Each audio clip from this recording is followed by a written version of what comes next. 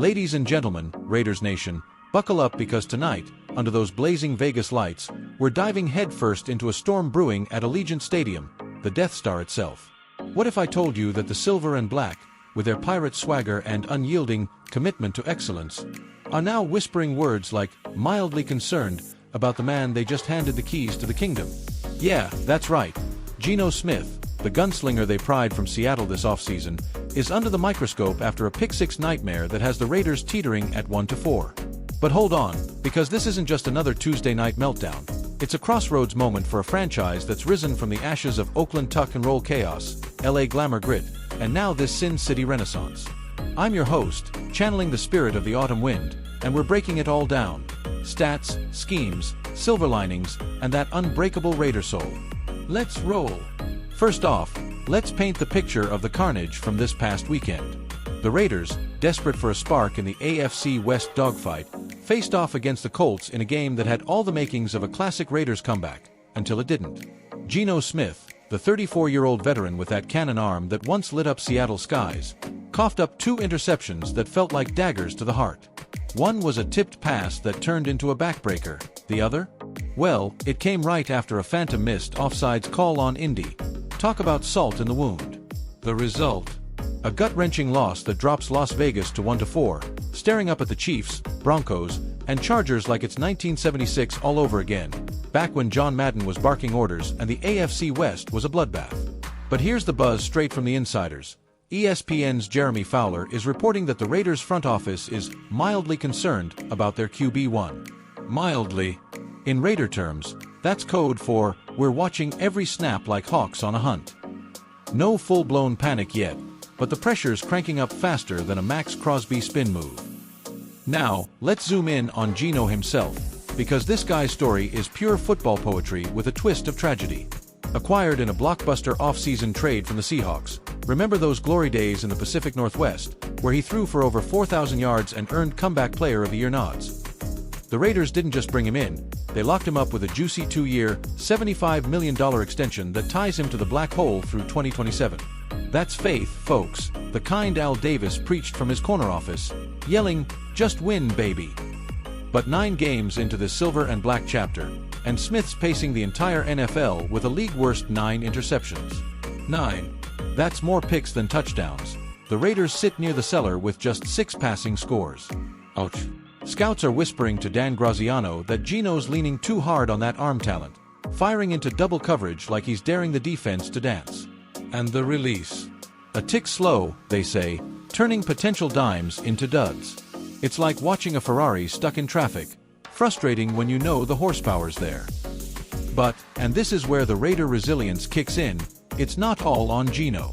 Picture this, your top tight ends, Brock Bowers and Michael Mayer, sidelined with nagging injuries that have the passing game limping like a pirate after a bar brawl. Throw in all-pro left tackle Colton Miller nursing his own woes, and suddenly that offensive line's got more holes than a dartboard at the Silverton. The receiver core? Underwhelming is putting it kindly. Davante Adams is a beast, no doubt, hauling in contested grabs like it's his birthright, but without reliable targets downfield, Smith's playing backyard ball with grown men crashing the party. One of those picks.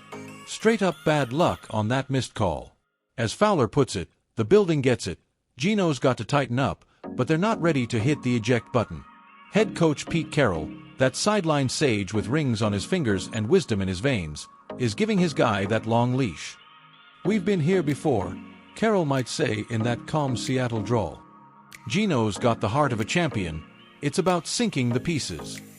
Speaking of sinking pieces, let's talk tactics, because the heat's not just on the quarterback. Offensive coordinator Chip Kelly's feeling the burn too. The guy who revolutionized tempo back in Philly and Eugene is under fire from league whispers, with sources telling Graziano that his scheme isn't creating enough advantages to overcome the personnel deficiencies. Oof. That's a polite way of saying, Chip, your fastball's flat against this roster. Remember, Kelly's all about that hurry-up hustle, but when your O-line's patchwork and your TEs are in the trainer's room, it's like trying to run the read option in quicksand. Critics point to stagnant play calling, too many tight window throws, not enough bootlegs to exploit Max Crosby's chaos on the edge or Christian Wilkins bulldozing inside. It's an indictment not just on Kelly, but the front office too. How'd we end up here, with a QB room that's Geno or bust, and a run game that's sputtering like an old Raider Trans AM. It's got echoes of 2018, when Derek Carr was under siege, or even the lean LA years when the commitment to excellence felt more like a plea than a promise. To put this in historical perspective, and Raiders fans, you know I live for this, let's rewind the tape to the glory days that forged this franchise's rebel soul. Back in the 70s, under the Godfather Al Davis, the Raiders weren't just winning, they were rewriting the rules. Ken Stabler, the Snake himself, slinging it to Fred Biletnikoff and Cliff Branch, those Soul Patrol defenders like Willie Brown and Ted Hendricks turning interceptions into art. 3 Super Bowls in a decade, 11, 15, 18, beating the Vikings, Eagles, and Washington in epics that still give chills. Fast forward to the Madden-era broadcasts, where he'd holler about the Raiders with that foam finger fist. Even in the wilderness years, Oakland tuck rule robbery in '01, the LA exile that birthed Bo Jackson's Heisman highlights and Marcus Allen's tuck roll legend, the Raiders never lost that edge. Charles Woodson, the shutdown corner with the Heisman bling, carried that torch into the 2000s. And now, in Vegas, with the Death Star's glowing dome and a fanbase that paints the town silver, we're seeing flickers of that fire. Geno's INT total? Grim, sure, but compare it to Stabler's 76 season. 14 picks, but 27 TDs and a ring. Or Carr's 2021 bounce back, from 13 INTs to playoff contention. Stats don't lie, but history screams second acts. The Raiders' all-time passing yards? Over 120,000 combined from legends like Gannon and Upshaw. Geno's at 35,000 and climbing. If he channels that Davis defiance, this could be his Snake moment. Alright, let's bring in some voices from the trenches, because nothing beats a good quote to fire up the blood. Imagine this, post-game huddle, cameras rolling, Geno Smith steps up, helmet off, that steely gaze unbroken. "Look, those picks sting like hell," he'd say, voice gravelly from the gridiron grind. "But I've stared down blizzards in Seattle and come out swinging. Raiders Nation, this is our fight. Me, Devontae, Max, we're building something unbreakable." Next snap. "It's mine." Cut to Pete Carroll in the presser, that professorial poise masking the fire. Geno's our leader. "We've got injuries, sure, but that's when Raiders dig deepest. Remember '02? We turned a 4-12 into AFC West fire. This is no different." And from the stands, picture a die-hard in full face paint, waving the pirate flag, mildly concerned? Huh. Al Davis would laugh that off. Geno's got the arm. Give him weapons, and we'll pillage Arrowhead come December. Even scouts chime in anonymously. "Smith's not broken, he's just rusty. Fix the line, scheme smarter, and he's top 15 QB material again." Fictional? Maybe, but it feels real, doesn't it? That's the pulse of Raiders Nation. Passionate, unfiltered, eternal. As we peer into the crystal ball, predictions time. Will the Raiders ride with Geno through the storm? Short answer, yes, for now. That contract's a ball and chain, a massive cap hit if they cut bait early, though there's an out after 26. No implosion needed to stick. Fowler and Graziano agree, it'd take a full meltdown for the bench to beckon. Enter Kenny Pickett, the low-risk wild card they swiped from Cleveland in preseason. The ex-Steeler, with 14 wins under his belt from those Pittsburgh starts, brings that gritty Pitt pedigree, think underdog bite, not flash. He's no Stabler, but in a pinch? He'd scrap like a cornered Raider. Playoff implications? Daunting at 1-4, but the AFC West is a snake pit. Chiefs are mortal without Mahomes at peak. Broncos rebuild is bumpy. Chargers? Harbaugh's honeymoon phase. Win out the easy ones. Jags, Saints, and suddenly 5-4 feels like a launch pad.